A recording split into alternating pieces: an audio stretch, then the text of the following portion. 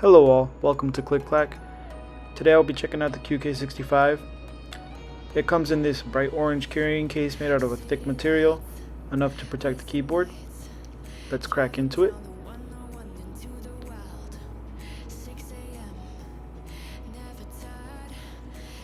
First thing we see is the keyboard itself with this silicone weight. It's pretty thick and dense. It's going to be good for blocking out a lot of unwanted sound. Also included is case foam, which you can place on top of the silicone weight to add even more dampening. The keyboard itself is pretty heavy, made out of aluminum and stainless steel. I got the mirrored weight version, as you can see here. It's pretty shiny.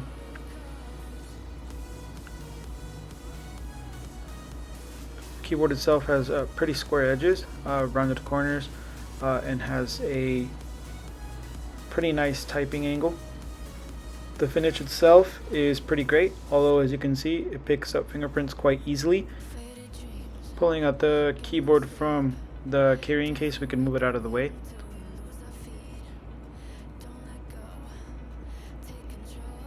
Included in the case itself we have the silicone jackets and socks.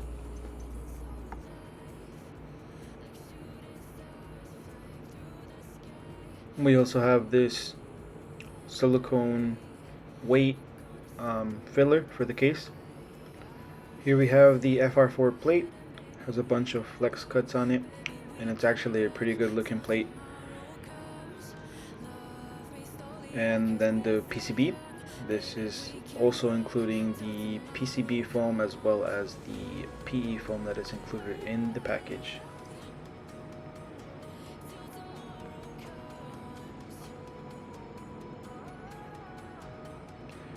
Getting into the keyboard itself, there is 4 screws.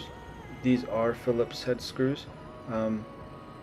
They do have a bit of tightness to them, so if you're using a wow stick like I am here, be sure to loosen them first so that you don't strip the screws and have a hard time later. The weight itself is actually pretty heavy and does make a loud metallic sound. There are 8 screws to get into the keyboard itself. And they're using a Torx 6 screw bit. They're a little different.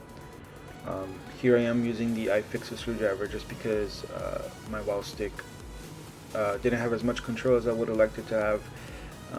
I usually like using the wow stick more for closing the keyboard itself and not opening it, just because the factory screws could be tight and they could get stripped if not move the wow stick at all. The screws are a very nice color of gold, and they are semi-magnetic. The wow stick is not strong enough to open them up, to hold them up, but I could see how the iFixit screwdriver could hold it up.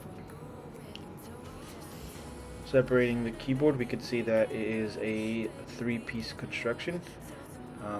The top case, the bottom stainless steel layer, and then the weight, which is polished stainless steel, if I'm correct.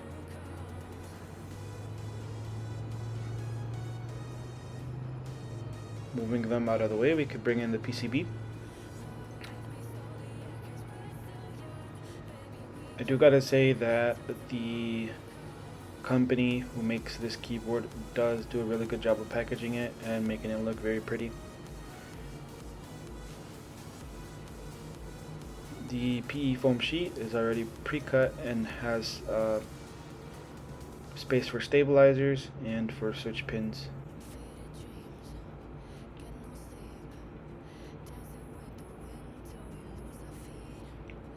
Moving the PE foam out of the way, we get our first look at the PCB. The package itself does include case foam that I'm going to move out of the way. We'll get back to that later. PCB has a ton of flex cuts, and it looks actually really pretty in my opinion. It's going to provide a lot of flex later on if you want that. I did take the liberty of lubing all these stabilizers up beforehand, so you guys don't have to sit through me lubing every individual stabilizer and get bored. I did do a rush job of it though, so as you'll hear in the sound test, The enter and the backspace aren't as good as the other keys, but they're still fine.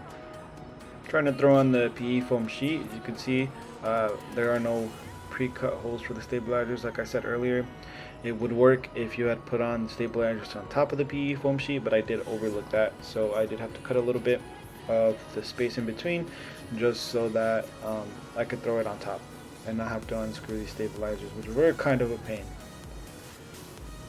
Putting on the pour-on case foam, it is pretty cut well. I am taking out the space bar just because I do like a particularly loud space bar.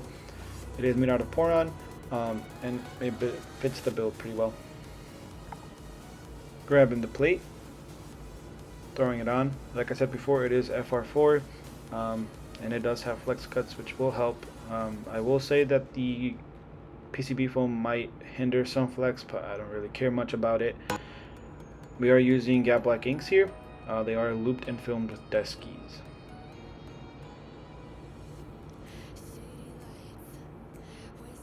I did opt for the hot swap PCB to make it easier to swap switches, although as you will see later on in the sound test, I think the black inks are a good fit for it.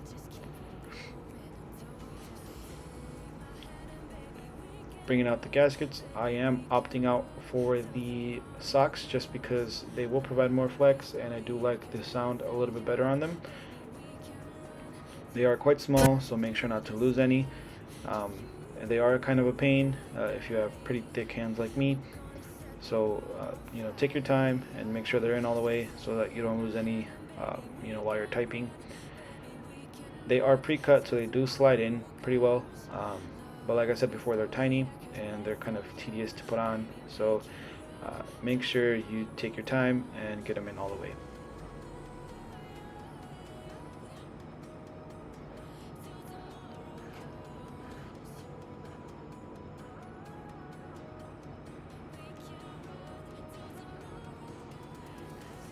Bringing out the case, I'm going to put it together.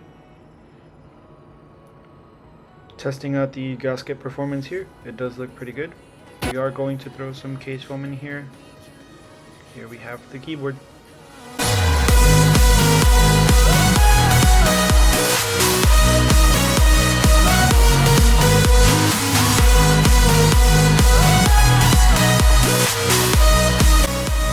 That is the end of the video, guys.